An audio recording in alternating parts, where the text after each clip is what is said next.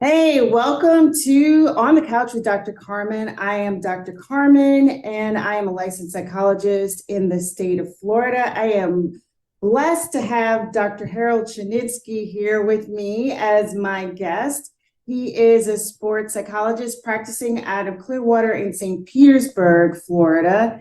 And we're going to talk today about sports psychology and how to have a champion's mindset. So tell us a little bit about what a sports psychologist does. Delightful. Glad to be a part of this. Thank you very much for the invitation. Sports psychology is a specialty within the field of psychology. So you cannot be a licensed sports psychologist. You're a licensed psychologist with specialty training, specifically working with performance enhancement of either a developing athlete, an elite athlete, could be working with coaches, the institution, etc. So sports psychology, you can have specialty training. There are individuals, there are programs, master's programs, doctoral programs that specialize in that. And then you can work under sports psychologists and work with teams to get your experience. And there are a lot of things that run similar and parallel with the general profession of psychology. So an athlete may come to me because of depression or anxiety, but also we're looking at performance enhancement. So how we can get individuals to be motivated, lifted, energized enough, but not too overwhelmed. So we integrate a lot of different practical skills from cognitive behavioral, bio-behavioral self-regulation, self-talk, goal setting, attention, being able to be in the moment. And so it's a real delight to see the marrying of all of these different research-based areas in the profession of psychology applied to an elite athlete to help them perform when the lights are brightest. Wow, that's a lot. I didn't know I didn't know it could be so complex. You know, people don't just go out and run marathons or play football. Oh, No. we got layers. The youngest I work with is 9, and I can go all the way up to seniors. I have a 75-year-old that I'm working with right now, and it could be from novice or just trying to kind of get into it and find a passion of their own. But mostly I work with elite athletes, so Olympians, pros, nationally ranked junior athletes. And it is in essence to help them perform where the rest of us might perceive the situation as daunting, overwhelming, stressful, whatever it is. We teach them early on, and I love sharing this concept as a psychologist. There is no such thing as stress. Ooh, now you got to say more about that. Well, if you stop and think about it, what makes you stressed doesn't necessarily make me stressed. And what may make me stressed doesn't necessarily make you stressed. The situation is always neutral. As we oftentimes say as psychologists, your emotions are not caused by reality. They're caused by your perception of reality. Right. So if you label something, it becomes that thing. So if I say, this is the biggest event of my life, well, I'm now physiologically going to react. I'm not going to be able to problem solve quickly. My muscles tighten up when I feel this. So as I always like to jokingly say, there is no such thing as stress, but we have a stress reaction, and it's based on our perception, our thoughts, our feelings, and our perceptions. So we early on try to help athletes keep this in perspective and teach them certain keys at a young age to help them from reacting like the rest of society. Mm-hmm. If you ever gone out with a friend and just kind of hit or played golf or something and kind of put a little money on it, and all of a sudden it's like, I feel stress. Well, as we always say, there are 3 things that do not matter: the name of the event, the number of people watching, or the potential trophy. The name of the event doesn't change the laws of physics. If I label it as something else, well, now it becomes that. But let's say with golf, it's still ball, club, laws of physics. Right. Tennis, the court doesn't change just because you call it Wimbledon. The net's the same height. I use my racket. It's when I start labeling it that I now change my physiology and my self-talk about this. The number of fans, well, there's a couple more people showing up. Oh, I'm feeling a little nervous. Well, if you use that logic, when you play in the Super Bowl, these athletes should curl up in a ball and pee themselves. But the reality is that not a single one of the fans touch you. Right. If I'm focusing on them, I'm not focusing on me and what I do control. And lastly, the trophy that you can win. This is for the championship or that trophy or these points or that check. Mm-hmm. Well, that's an outcome. And we never focus on outcome. We always focus on the process to increase our probability of success getting there. That makes sense. And it makes more sense to me, not being sports minded, but, helping people handle stress. But it makes sense to not label the thing a thing and just do what you're there to do. Mm-hmm. So, yeah, that's really cool. I had a woman just the other day. I was doing a big presentation, and I said, in high school, I hated public speaking, and then I took a public speaking course. It helped me out a lot. Now this is one of the most fun things I love to do. And I said, does anyone else have that concern about public speaking? The woman put her hand up. I asked her, do you feel this way? She said, yes. I said, what's your role here at this institution? She's a teacher. Where are you from? She's telling me where she's from. Do you know the people at the table here? She told me who they are and what they did. And then I asked everybody in the crowd, what is she doing right now? That's tricky. She's public speaking. You have the ability. It's the way that you look at it, your perception, your self-talk that can cause you to become more overwhelmed by it. Mm-hmm. Negative self-talk depletes energy. Positive self-talk energizes. And for that woman, she would say some pretty harsh things about her ability, and therefore then she would withdraw from it. Okay, so that makes it easy once we can catch ourselves. Mm-hmm. Well, it's better. You have to practice it, because whatever you practice, you get better at. And she was probably practicing that for 30 years, saying that I'm terrible at public speaking. It's going to take her a while to now start developing a healthier self-talk and then develop the skills. Awesome. So what else do you do with your clients to help them, get in the right mindset?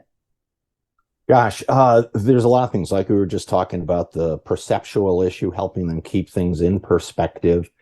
Self-regulation, where you and I and everyone who's listening would have a realization that when they feel stress because of whatever label or perception you have, one of the things that happens is our muscles tighten up.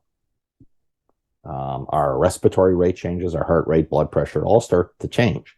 And so we teach them calming exercises, how to quiet the mind and the body. And they practice that in such a way that when it happens, they have an intervention they can use to help quiet their body so they can perform at their best. So we always look at it from two sides of the coin. There's the prevention side, how I can make sure I perceive it in a healthy way in my self-talk. And then there's the intervention side. When I react, how can I quiet myself? And so we use those two in tandem. Okay, that sounds awesome. So to use some other sports figures like Michael Phelps with the radio on before the swim meet, getting in the zone, kind of, just going through the motions in your head, maybe. So you are spot on. I am glad you brought that out. Yes, one of the other tools that we use is visualization. I refer to this one intervention, which we were just kind of briefly touching upon, as the 3-step Olympic home. So diaphragmatic breathing, you must increase oxygen to your brain and your body. You can think clearer, process faster, and begin to relax. Muscle relaxation. I was trained with the Jacobson progressive muscle relaxation techniques, the longest name of any intervention I do. But they start at the feet and get to the head. I found that actually incongruent with the goals that we have. So I actually start from the head and then work my way down.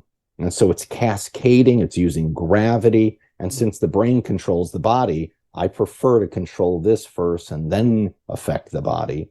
And then the third part, which you were just hitting upon, that Michael Phelps is famous for doing, and that's visualization. Visualization allows them to already have the mindset, been there, done that. If they see themselves in that role, if they need to develop new skills, the capacity of developing nuance, subtleties. If I visualize, I'm actually stimulating the same areas of the brain that I would engage behaviorally. So I could increase, multiply, add to my practice, and develop more and more muscle memory. And so for a lot of the athletes, I have them visualize what it is that they're doing and have them be able to do it while in a quiet state. And so then they can generalize that to the next time they're out there. Awesome. And then that way also they're not associating, being at the putting green and trying to, hit it and miss it. They're more associating it with calm and the fact that it's going in, and everything's aligned the way it's supposed to go, right? Oh gosh, you are so wonderful with your questions. I love this. Yes, if I ask your listeners right now, don't think of a big purple elephant, especially the one with pink polka dots. The curious aspect is our brain, and we learned this from the research, you cannot tell your brain what not to focus on. So if you tell yourself, don't miss this putt, or don't hit it in the water. Yes. All I'm focusing on is the water. Let me get my scuff ball, and gosh, I hope I don't. If I can hit a ball 250 yards and a creek is at 70, the creek literally doesn't even exist pertaining to what my stroke is unless I now focus on it. Right. So teaching ourselves to tell ourselves what we want to focus on, not what we don't want to focus on. Wow. I imagine a lot of athletes might have trouble with that one because lay people have a lot of trouble just with me trying to help them tell themselves the positive things. And it's like, Doc, what are you talking about? Beautiful. We practice cognitive restructuring with a lot of athletes where they have, pardon me, intrusive negative self-talk. One of the basketball players I work with, he gets hypercritical when something doesn't go the way he desires. And so we'll actually meet on the court. So we do a lot of in vivo work, in life, in real situation work. So I'll be out there. Now he has pretty significant negative self-talk, and we're working on cognitive restructuring, which is catch the negative and insert something that's positive, constructive, productive, that's based on reality. And so I'll be on the court with him, and we'll, be just shooting free throws.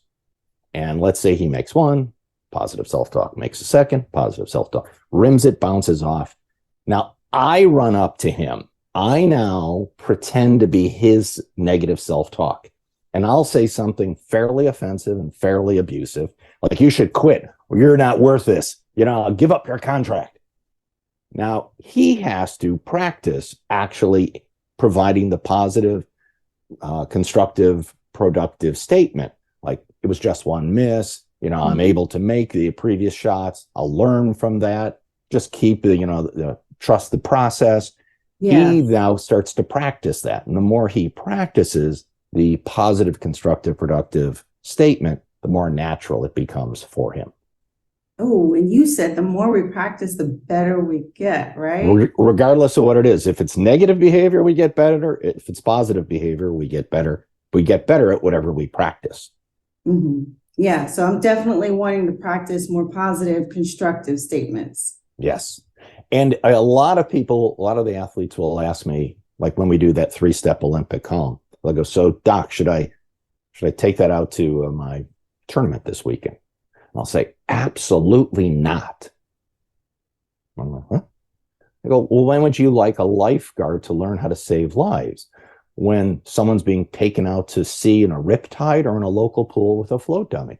Obviously, you want to practice and get good. When do you want a firefighter to learn how to fight fires? When there's a roaring blaze and a family stuck on the second floor, or in a controlled chimney burn? You want the athlete, or our patients, we want them to practice, practice, practice, so they become good and skilled at it. Then they can implement it. But if they just try to use it to start out and they're really not skillful, odds are it may fail. They may see it as a negative kind of intervention that they won't return to, and it's unfortunate at that point. Well, how many practices would somebody need to, maybe they're having a bad slump? How long does it take? You got two things. Let me unpack that. Sports psychologists, we don't believe in slumps. Slumps mean you're dwelling on the past. Oh, oops. Yeah. And so the curious aspect, if something bad happened there and I'm still dwelling on it, it really has no effect on this. So if I miss a putt and now I'm going to hit my driver, different clubs, different strategies, different laws of physics in terms of my form. But if I'm still muttering to myself about the past, I'm now going to impact adversely the present. And then people roll into these slumps. Oh, Practicing these, I ask my patients to practice the 3-step Olympic column 3 times a day. okay. Now I tell them I'm hedging my bets. Because if I tell you to practice it once a day and you don't, you practiced it 0. Right. If I say 3 times and you practice it 2, even 1, at least you practiced it. So, and I'll tell them that straight up.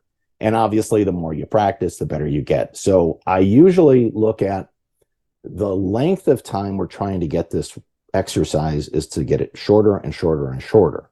Mm-hmm. So when we start out, we'll take a half a session. And obviously, people just can't be going around 30 minutes a day, 3 times a day. So right. We do 30 minutes for the full session of the relaxation. Then we do an abbreviated session, which is down to 10 minutes. The ultimate goal, 2 breaths. 2 breaths. Mm-hmm. So if you've ever seen any of the pitchers that I work with, they will step off the rubber. They'll get the ball from the catcher. They'll step off the rubber, look out towards the dugout to the crowd. They're not staring at them. They're just looking out there. They all take a deep breath in, diaphragmatic breathing, willfully increasing oxygen in my brain and my body so I can be in the moment. They tighten up their muscles and then cascade down, releasing their muscles, elongating the muscles, return back to the rubber, get the signal from the catcher, visualize the pitch they're going to throw. I'm not throwing for a championship. I'm not throwing to win a game. I'm throwing a pitch. I see the pitch I'm about to throw, and then I say some positive self-affirming statement, and then I go into my form. Mm-hmm. All my athletes go through that.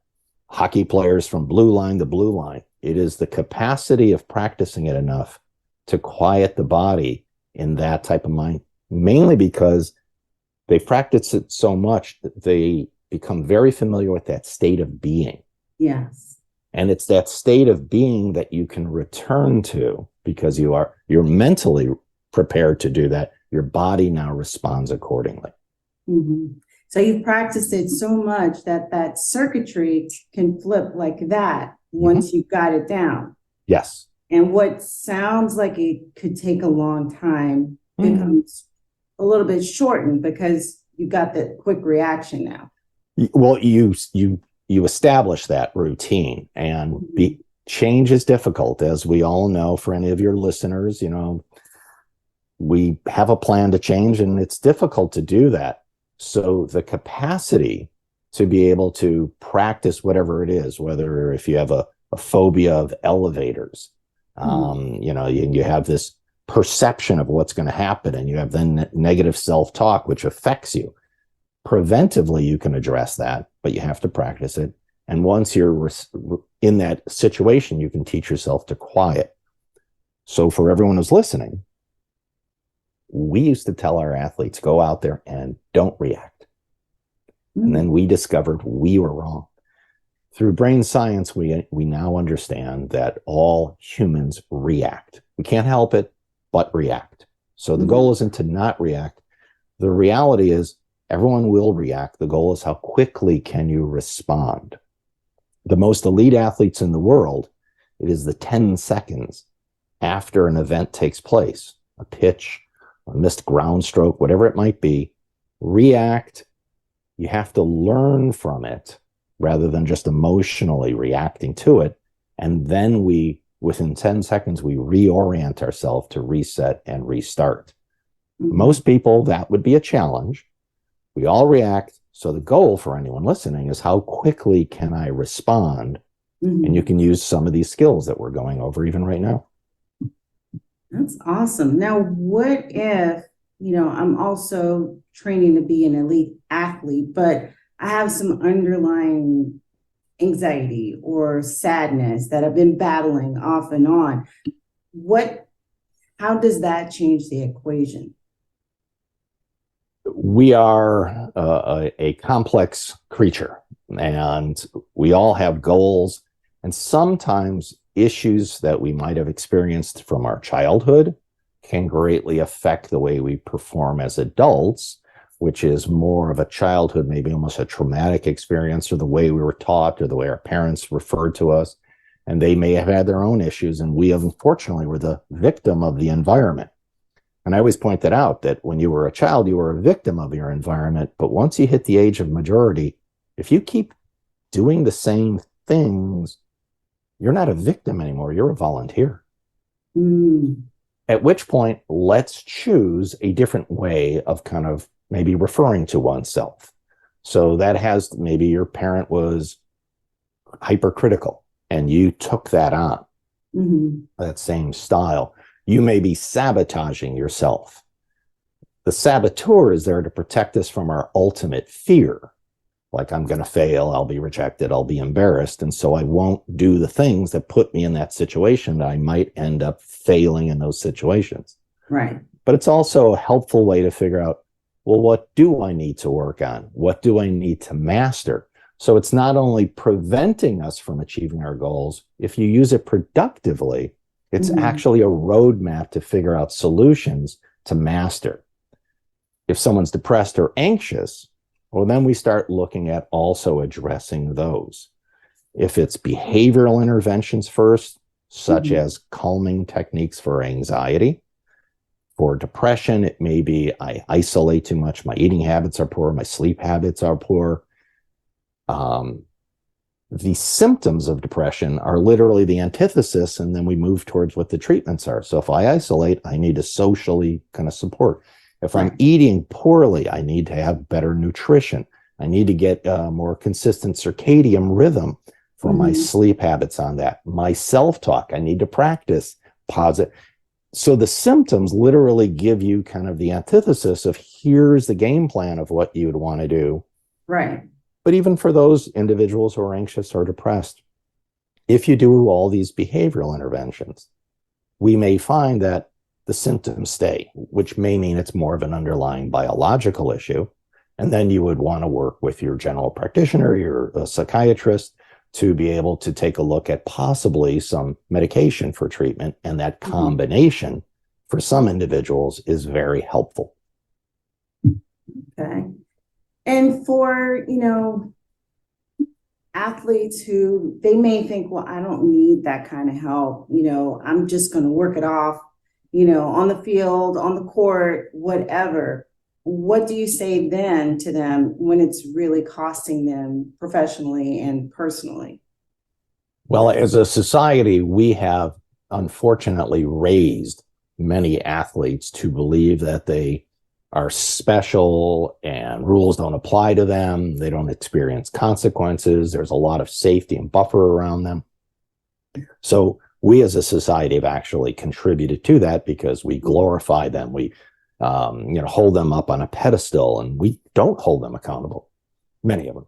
And so helping those individuals who may have kind of that overbelief, and one of the things that I always try to talk to the athletes about, it's all about performance. So you may feel you don't need to address it. But if I'm working collaboratively, not only with the individual, but also with the coaching staff and the general manager and occasionally the owner of a team, if there's something going on behaviorally, it's important maybe to get their feedback where they're suggesting, encouraging, you might want to talk to someone.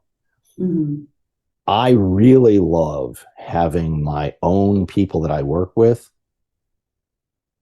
tell their teammate, hey, I don't know what's going on, but why don't you go give a call to the Shinitzky guy? I worked with him before. Nobody needs to know. Because if the commissioner of a league, the owner of a team, or the coach refers that person to me, well, now they're kind of in the system. The person wasn't motivated to talk about it in the first place, and now they're being told to talk about it. That's a third person referral. I'm not too keen on those. I get them, but I'm not too keen on it. I'd rather get one of their friends who says, why don't you give a call?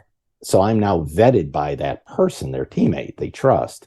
Right. And I now have an individual who's motivated to talk about these things. I'll say to the athletes, never overestimate your ability and underestimate your foe.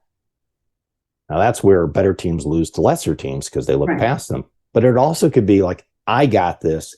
That's not a problem. The mental health is not going to knock me down. Right. And if their performance is suffering in some ways, well, you're overestimating your ability.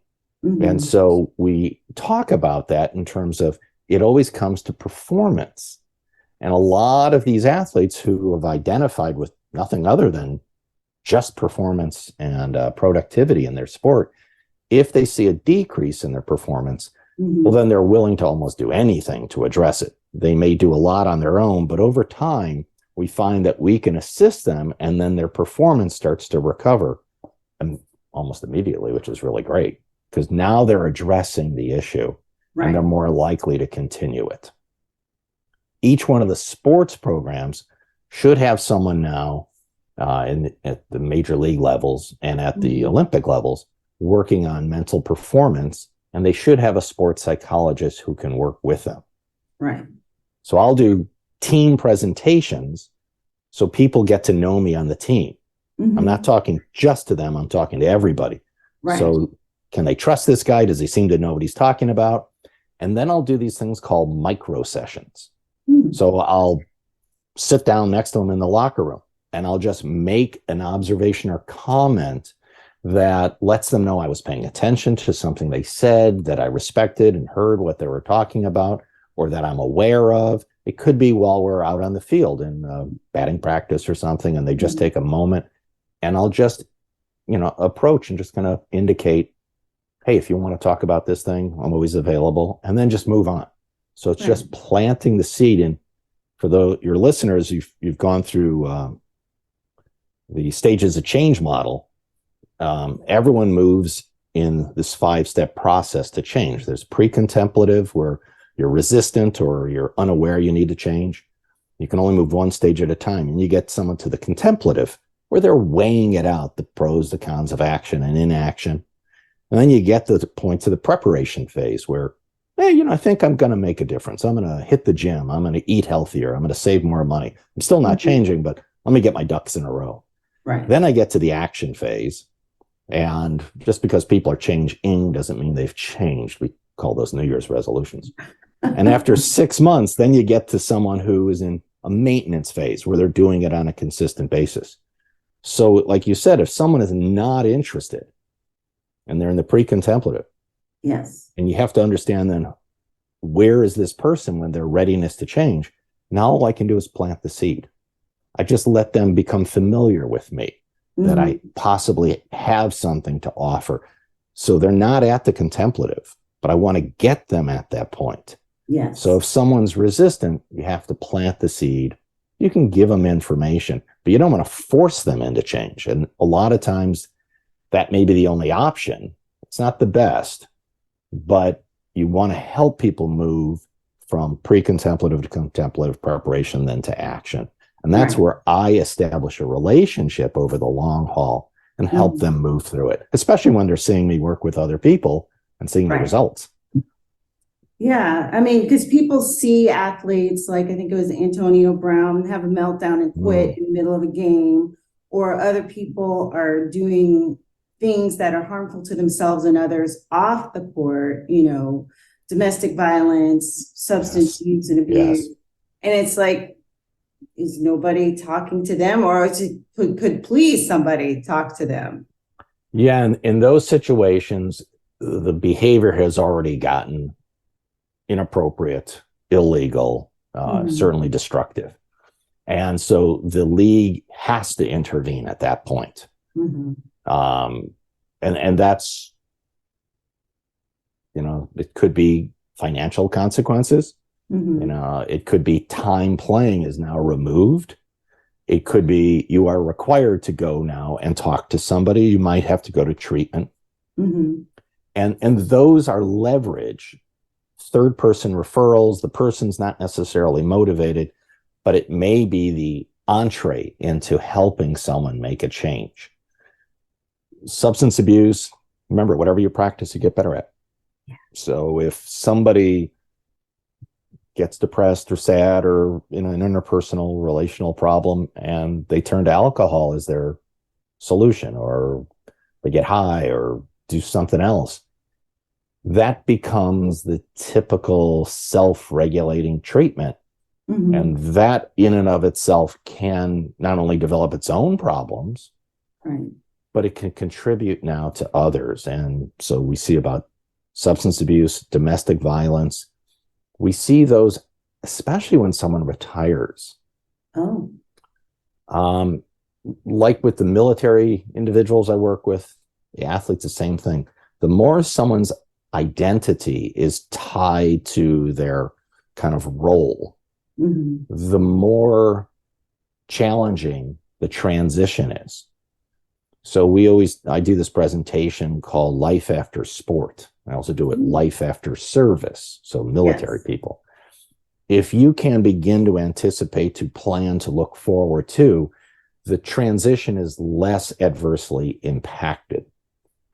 Many individuals, unfortunately, they don't want to think about it. They don't think about it. As a matter of fact, they don't retire on their own accord. There's some reason, injury, or they don't get picked up by a team, and their career is over. Yes.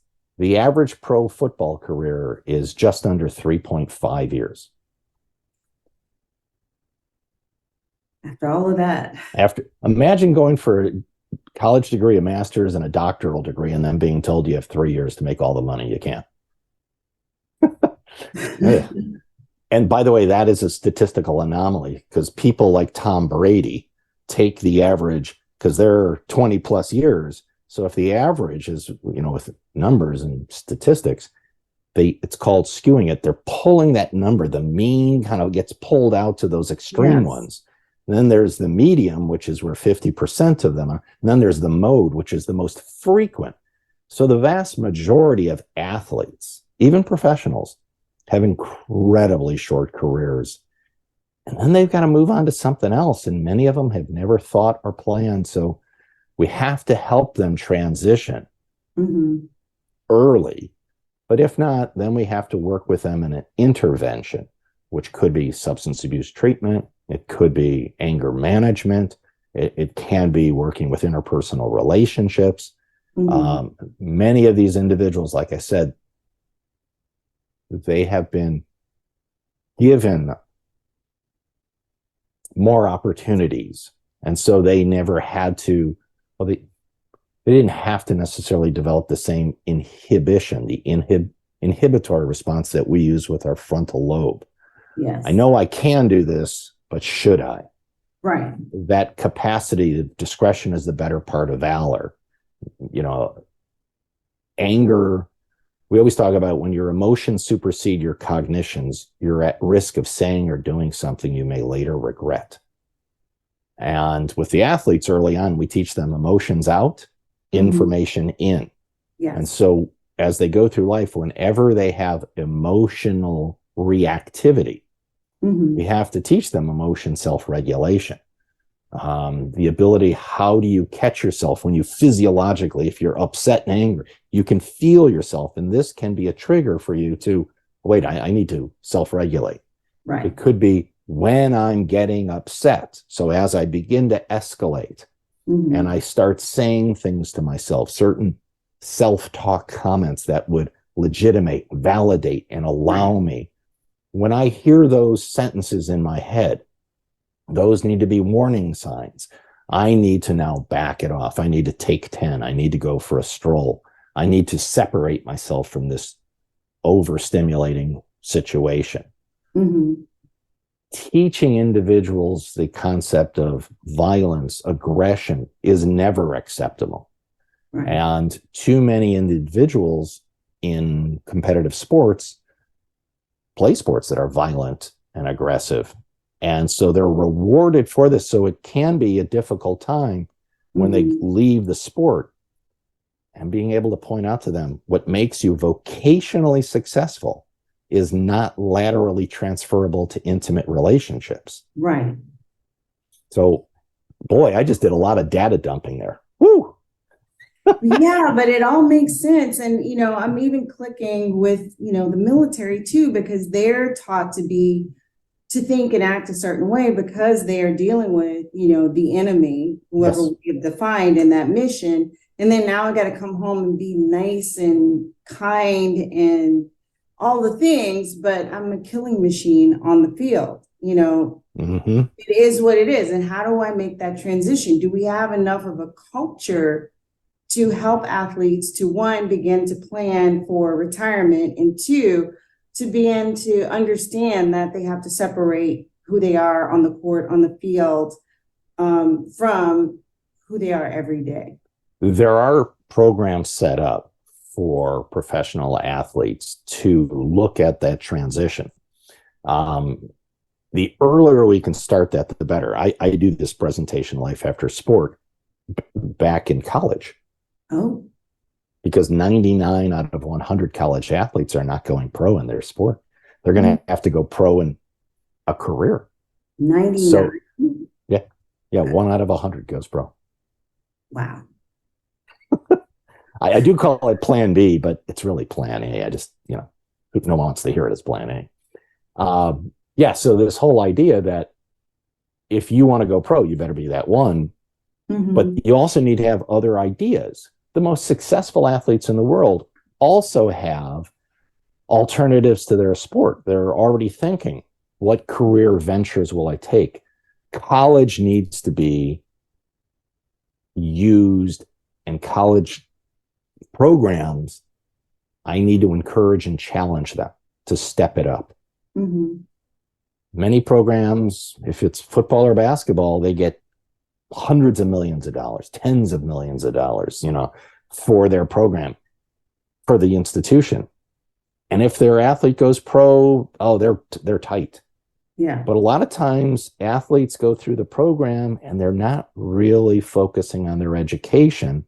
And the institution really isn't too overly concerned. And if they don't go pro, but they were good in college, mm-hmm. the institutions sometimes kind of wash their hands of it. Yes. So I always like to encourage the institution to put together these programs. Remember, it's student athlete, student first, athlete second.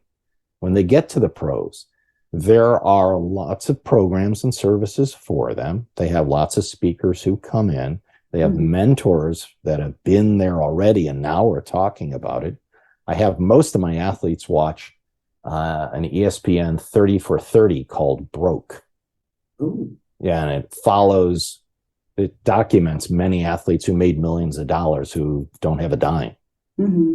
And it's by virtue of not having financial literacy, thinking the money chain will just keep on coming. Right. Not being able to have long-term goals with short-term steps and figuring out a budget. Mm-hmm. There's an old adage that says, I can live like a king for a year or a prince for a lifetime. And so helping them to understand that concept. If they have a posse, well, the posse doesn't usually work, and they just look at them as an ATM. Right. They're a bunch of yes guys, which are pretty unhealthy for good decision making. Mm-hmm. So the whole idea of helping them understand, besides the sport, what other interests do you have? What would be something that gives you a sense of purpose and value and identity? Because when the sport ends, right, they lose purpose, identity, self-worth. We need to help them develop other avenues where they can get the value, just mm-hmm. like someone retiring from their job. Right. That same thing. When you retire, you should be busier doing things you love. Mm-hmm. But you have to plan on that ahead of time. Otherwise, someone just hits a wall and you see that depression that kicks in, right, and isolation. Yeah. Yeah. Well, kind of gone through the whole life cycle of an athlete. I'm encouraged to know that, the programs, the commissioners and everybody is really committed, because there was a lot of question about that, especially, with recent incidents? Is it all about what the athletes can do and the money they can make you, or do we care about them as human beings to, help them position themselves better? My head is rocking back and forth. It's a business. There are entertainers, Mm-hmm. and all sports can be safer. Mm-hmm. They're in the developing levels. We actually have something called safe sport in all sports. Mm-hmm. So if you as a parent know of something that's going on that's inappropriate, you can reach out to Safe Sport, and they have a specific subdivision for your sport. Oh, nice. Yeah, because there's a lot of things that we've discovered with, unfortunately, athletes being taken advantage of in horrific ways. We talk about athletes and social activism, having a voice for those who are the voiceless. But for injuries and their welfare, the leagues are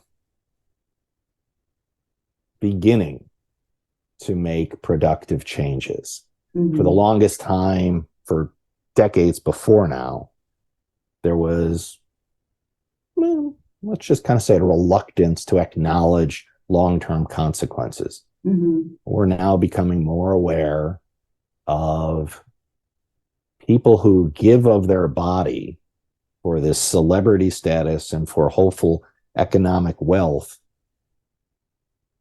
There can be significant behavioral, neurological, medical consequences. And does the league invest from a preventive and a supportive way afterwards? And they're beginning to now. I think our culture, the research, I think the public are really encouraging that. And I think to put on appropriate, I hope they're doing it for good reasons, but they could also be doing it for a public acknowledgement. Yes.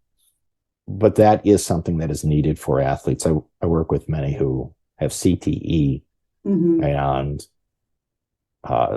chronic traumatic encephalopathy. It's big medical terminology, and I apologize for your listeners but CTE is the long-term consequence of having trauma, concussions, and that's why we're now very concerned. If someone has a concussion, there's a concussion protocol that we have to go through. Yes. And you need a medical provider to give permission to come back, because if you have a concussion while you're still having the neurological consequences, there's something called second impact syndrome, where it can be fatal if it occurs at that time. And so pro athletes, whether it's in football, volleyball, field hockey, soccer, all of these sports where the head is rattled. Yes. New helmets stop fractures, but that's not necessarily stopping a concussion. And we can do better. And I think we hopefully will continue to address that. And the leagues hopefully are taking an active role in that. Because I know that's not new. It's probably over 15 years old that they've been trying to get these things instituted. And we had the incident with the player in Miami. It's like, why did you put him back in? You just had an incident, the previous game. People were upset, why does it take so long to call a game when everybody's devastated and upset about what, Damar Hamlin went through with that freak accident, So people, they've been questioning, how safe are the sports? Some people question taking their kids out of peewee football and different things like that, because what if that happens to my kid? Very good point. The most violent sports, or I shouldn't say most, but many of the violent sports are entertainment for the masses. And it's usually not individuals from very comfortable economics that may actually go into it. It is an opportunity to move out of Right. challenging economic situations, which is why I call them entertainers, and because they're entertaining the masses. We look at them as gladiators in a lot of these sports, MMA, boxing, and they take more physical assaults. I mean, this is a head-on collision, on a regular basis throughout a pro sport, when I used MMA, boxing, or football on a constant basis.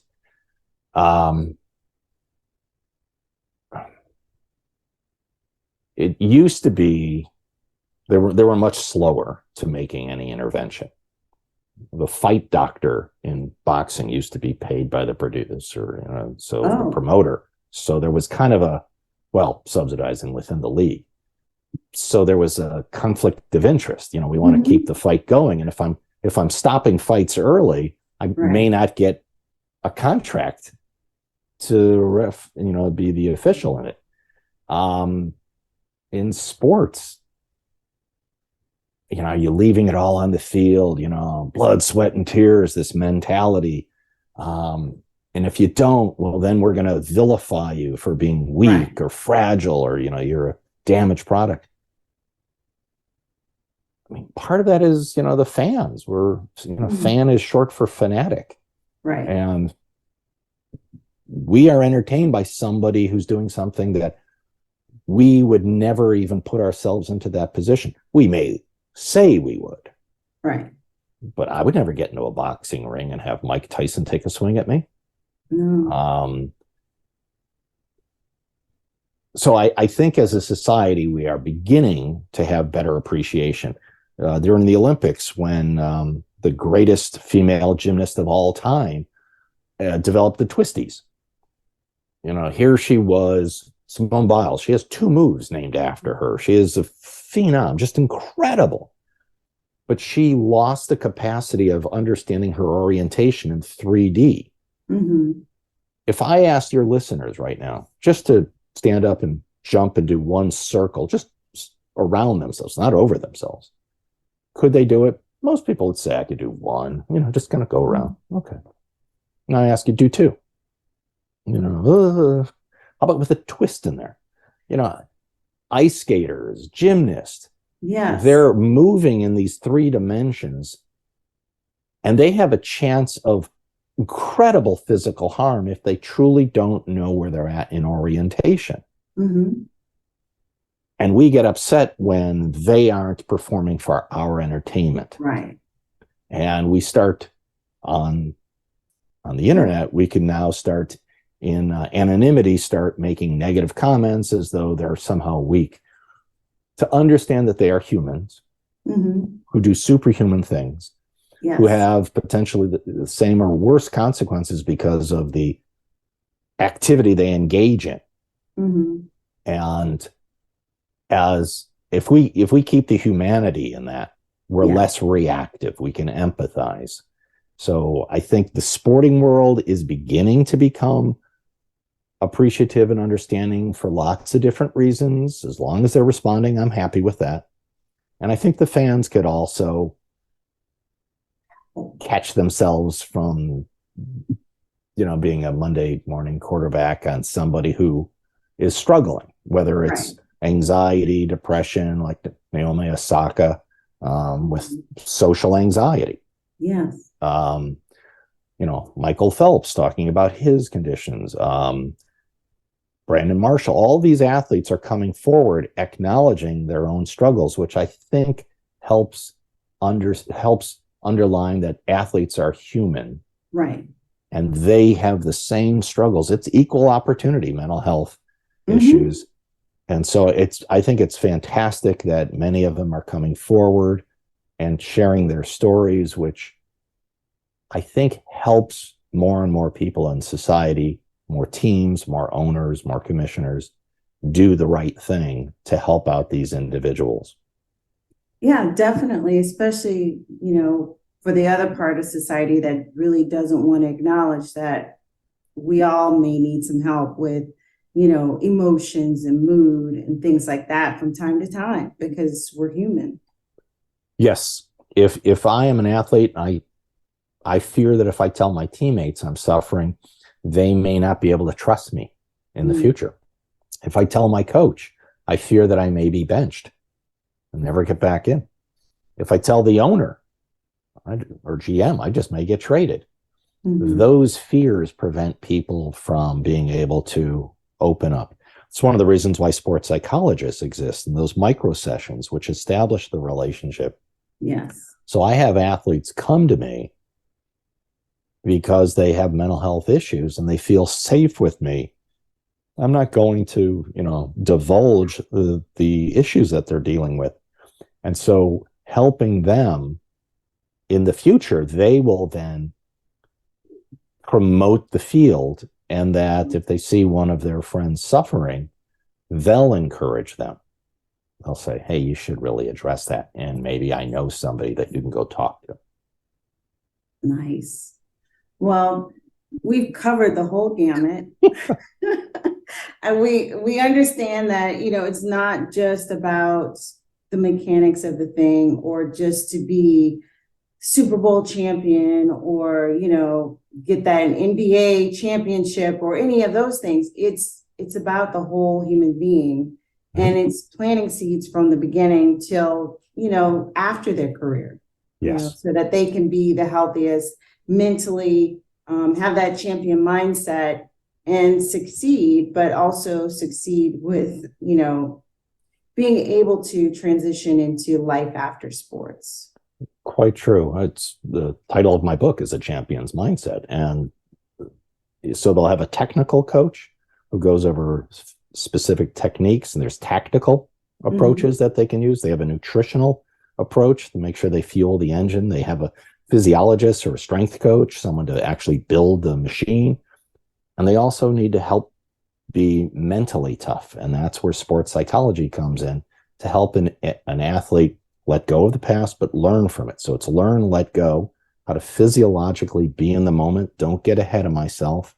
Being able to use positive self-talk.